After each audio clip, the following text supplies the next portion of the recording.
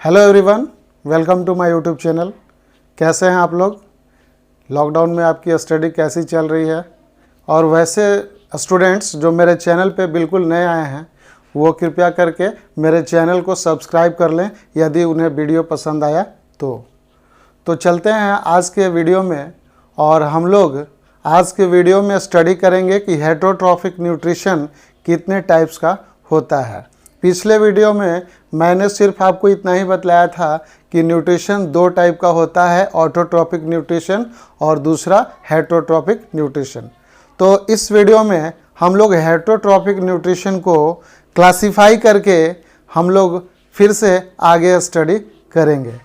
तो चलिए हम लोग शुरू करते हैं हेटरोट्रॉपिक न्यूट्रिशन का क्लासिफिकेशन। जैसा कि आपको पता है students, heterotrophic nutrition is that nutrition in which living organisms are not capable to make their own food and they depend on other animals. Okay, इस हेटरोट्रॉपिक न्यूट्रिशन में जितने भी एनिमल्स पाए जाते हैं वो सभी दूसरे एनिमल्स या दूसरे प्लांट्स पे डिपेंड करते हैं।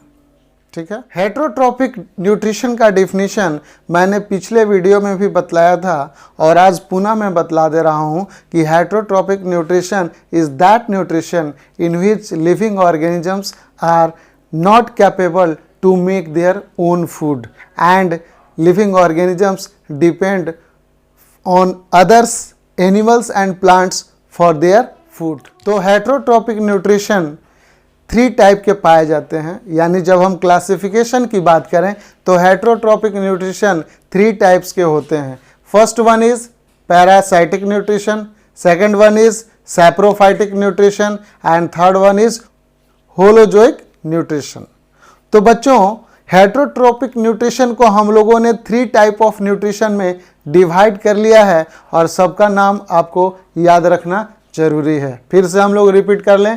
First classification is what? Parasitic nutrition. Second is what? Saprophytic nutrition. And third is what? Holozoic nutrition. आप पूरा का पूरा जो चार्ट है न्यूट्रिशन का उसको आप बना लेंगे अपने कॉपी में। Nutrition is divided into 2 type. First one is autotrophic nutrition, second one is heterotrophic nutrition. इसके बाद आप हेटरोट्रॉपिक न्यूट्रिशन को पुनः 3 टाइप में डिवाइड करोगे और इस तरह से एक आप मैप बना लोगे, कॉन्सेप्ट मैप, या बिल्कुल इसको फ्लो चार्ट की तरह बना करके आप याद कर लोगे। बिल्कुल आसान है, कहीं किसी तरह का कंफ्यूजन नहीं है मेरे स्टूडेंट्स। आप बस देखते जाइए, समझते जाइए, कहीं कोई दिक्कत नहीं आने वाली है। ठीक है, तो आइए हम लोग पैरासाइटिक न्यूट्रिशन जानते हैं। पैरासाइटिक न्यूट्रिशन क्या होता है?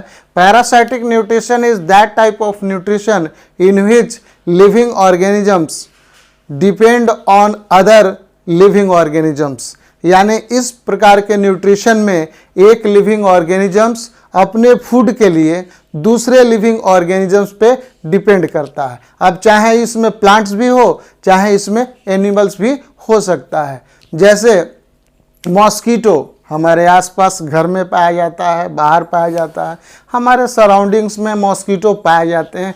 ये मॉस्कीटो क्या है बच्चों? ये एक पैरासाइट है। कैसा पैरासाइट है? ये हमारे बॉडी के ऊपर, स्किन के ऊपर बैठकर हमें बाइट करते हैं। इसका मतलब mosquito is a ectoparasite. Parasites are of 2 types. First one is ectoparasite, second one is endoparasite. Ectoparasite are those parasites which are found on the upper side of the body, which are present on the upper surface of the body, for example mosquito. But in endoparasite, parasites which are present inside our body are known as endoparasites. Okay बच्चों, तो आप लोग parasites को समझ गए होंगे। Parasites are those organism which take their nutrients, which take their food from the other organisms, either animals और plants. तो हमारे नेचर में भी इस तरह के पैरासाइट्स हैं जो क्या करते हैं, अपने फूड मटेरियल के लिए, अपने न्यूट्रिएंट्स के लिए वो किसी अदर एनिमल्स, किसी अदर प्लांट्स पे डिपेंड करते हैं।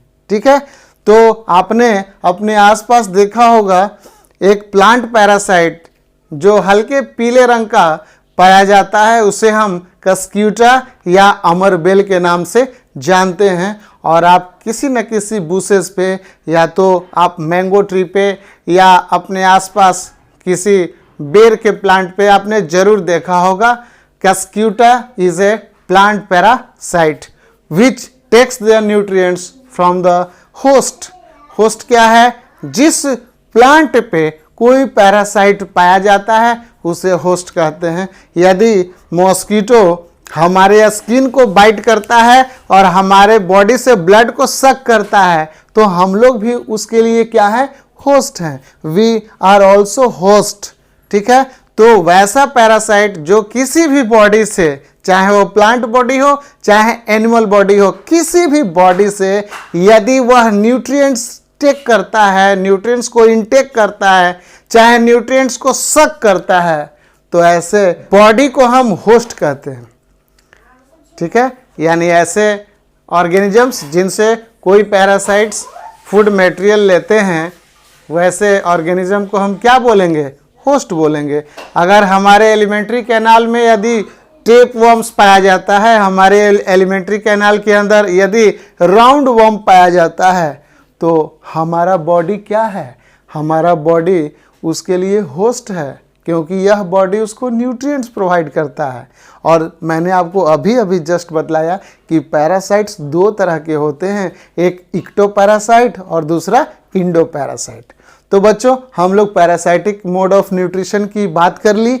आपको मैंने अभी अभी बतलाया कि पैरासाइटिक मोड ऑफ न्यूट्रिशन क्या है। Parasitic mode of nutrition is that nutrition in which certain living organisms take their nutrients from the certain living organisms, either plants or animals. तो हमने इसको बोर्ड पे लिखा हुआ है, आप चलिए वहाँ भी एक बार देख लीजिए और उसे भी समझ लीजिए। तो चलते हैं हम लोग बोर्ड पे और देखते हैं कि वहाँ क्या लिखा है, उससे भी हम लोग समझ लेते हैं। ठीक है, तो बच्चों, हेटरोट्रॉपिक न्यूट्रिशन में मैंने क्लासिफाई किया है 3 type of heterotrophic nutrition. First one is parasitic nutrition, second one is saprophytic और सैप्रोट्रॉफिक न्यूट्रिशन। आपको पता है saprotrophic is also known as saprophytic nutrition. ठीक है, holozoic nutrition is the third ones of the heterotrophic nutrition. बच्चों, parasitic nutrition में क्या होता है? Parasitic nutrition is that nutrition in which an organism takes their food from other living organisms. मैंने आपको अभी अभी बतलाया कि पैरासाइटिक न्यूट्रिशन वह न्यूट्रिशन है जिसमें कोई भी लिविंग ऑर्गेनिजम्स अपना न्यूट्रिएंट्स, अपना फूड मटेरियल किसी दूसरे लिविंग ऑर्गेनिज्म से रिसीव करता है, किसी दूसरे लिविंग ऑर्गेनिज्म से गेन करता है। ऐसे मोड ऑफ न्यूट्रिशन को हम लोग पैरासाइटिक मोड ऑफ न्यूट्रिशन कहते हैं। मैंने यहां लिखा है कि parasite is just like A guest. आप यदि ऐसे समझो कि यदि कोई गेस्ट हमारे घर आता है और वह गेस्ट 4, 5, 10 दिन की जगह वो 2 महीना रहता है, ठीक है, तो वह क्या है? वह एक तरह का पैरासाइट है जो आपके घर में आकर रहता है। ठीक है, और आप उसे होस्ट कर रहे हो। तो होस्ट क्या है? दूसरा बॉडी। और पहला बॉडी क्या कर रहा है? उस होस्ट से अपना फूड मटेरियल ले रहा है। तो इसको आप किसी गलत तरीके से मत लीजिएगा इस एग्जाम्पल को, है ना। गेस्ट सबके यहाँ आते हैं, उसको आप दूसरे निगेटिव वे में मत लीजिएगा। ओके, तो पैरासाइट क्या है? उसे हम गेस्ट मानते हैं और जो होस्ट होते हैं वो अदर लिविंग ऑर्गेनिज्म होते हैं। और ये पैरासाइट क्या करते हैं बच्चों? ये डिजीज काउज करते हैं। किसी न किसी होस्ट में यह डिजीज काउज करेंगे ही करेंगे, क्योंकि पैरासाइट से कि हर होस्ट को नुकसान होता है। अगर हमारे एलिमेंट्री कैनाल में यदि कोई वर्म्स पाया जाए, यदि हमारे एलिमेंट्री कैनाल में मान लो कि वर्म्स पाया जाए और वह वर्म्स हमारे न्यूट्रिएंट को सक करता है, हमारे इंटेस्टाइन के वॉल को, हमारे इनर वॉल को नुकसान करता है, हार्म पहुंचाता है, ब्लड को सक करता है, तो क्या हमारे लिए वो हार्मफुल नहीं है? हमारे अंदर बहुत सारे डिजीज काउज करते हैं। तो parasite is always harmful. Okay, याद रखिएगा, parasite causes certain disease in the host. Plant parasites आप जानते हो पहले से। प्लांट पैरासाइट क्या क्या होता है बच्चों? कस्क्यूटा को हम लोग अमरबेल भी बोलते हैं। एनिमल पैरासाइट्स कौन कौन से हैं हमारे आसपास? Mosquitoes, leech, lice, ticks, worms, certain protozoans just like a Plasmodium. Plasmodium is also known as malarial parasite. Plasmodium causes malaria. तो हमारे आसपास ऐसे ऑर्गेनिज्म हैं जो किसी दूसरे लिविंग ऑर्गेनिज्म पे स्टे करता है और उनके अंदर कुछ न कुछ डिजीज काउज करता है और उसी होस्ट बॉडी से वह अपना न्यूट्रिएंट्स एक्सेप्ट करता है, वह अपना न्यूट्रिएंट्स इनटेक करता है, सक करता है, उससे लेता है। तो ऐसे मोड ऑफ न्यूट्रिशन को हम लोग पैरासाइटिक मोड ऑफ न्यूट्रिशन कहते हैं। अब आइए हम लोग दूसरा मोड ऑफ न्यूट्रिशन जाने। किसका? हेटरोट्रॉपिक न्यूट्रिशन का। दूसरा जो क्लासिफिकेशन है उसे हम सैप्रोट्रॉफिक या क्या सैप्रोफाइटिक न्यूट्रिशन के नाम से जानते हैं। तो सैप्रोफाइटिक न्यूट्रिशन में क्या होगा बच्चों? इस न्यूट्रिशन में जितने भी लिविंग ऑर्गेनिजम्स होंगे वो क्या करेंगे? किसी डेड एंड डिकेइंग सब्सटेंस से अपना न्यूट्रिएंट्स एब्जॉर्ब करेंगे। तो इसको हम लोग बहुत सिंपल वे में डिफाइन कर लेंगे। आप अपने लैंग्वेज में लिख सकते हो कि सैप्रोट्रॉफिक और saprophytic nutrition is that nutrition in which living organism takes their nutrient from dead and decaying substance or from rotten substance. ऐसे न्यूट्रिशन को हम लोग सैप्रोफाइटिक या सैप्रोट्रॉफिक न्यूट्रिशन के नाम से जानते हैं। और तीसरा जो न्यूट्रिशन है उसे हम होलोजोइक न्यूट्रिशन के नाम से जानते हैं। Holozoic nutrition is that nutrition in which living organisms take their food in solid form generally and that solid food is digested and finally absorbed by our body cells. ऐसे nutrition को हम लोग holozoic nutrition कहते हैं। और holozoic nutrition में जितने भी एनिमल्स हैं वो सारे के सारे होलोजोइक न्यूट्रिशन परफॉर्म करते हैं। और सभी एनिमल्स नहीं, कुछ एनिमल्स पैरासाइटिक भी होते हैं। तो ऐसा मत सोचिएगा कि मैंने सभी एनिमल्स के बारे में कहा है। सभी एनिमल्स का मतलब हमारे आसपास जो मैक्रो ऑर्गेनिजम्स हैं जिनकी साइज बड़ी है वो क्या करते हैं? Holozoic mode of nutrition prefer करते हैं, उसी मोड से अपना लाइफ एग्जिस्ट करते हैं, अपने आप को सर्वाइव रखते हैं। तो बच्चों, होलोजोइक न्यूट्रिशन में कौन कौन आते हैं? Human being, protozoa that is amoeba. Okay, ऐसा नहीं है कि प्रोटोजोआ में अमीबा ही होगा। प्लाज्मोडियम तो आपको पता है मलेरियल पैरासाइट है, तो parasitic mode of nutrition exist करता है। हमारे आसपास कैटल्स हैं, काउ, बफेलो, गोट, टाइगर, लायन, एलिफेंट, जितने भी आप बड़े बड़े एनिमल्स देख रहे हो सभी कौन सा मोड ऑफ न्यूट्रिशन एग्जिस्ट करते हैं, कौन सा मोड ऑफ न्यूट्रिशन वो करते हैं, परफॉर्म करते हैं? तो होलोजोइक मोड ऑफ न्यूट्रिशन। ठीक है। Cockroach holozoic mode of nutrition. ठीक है।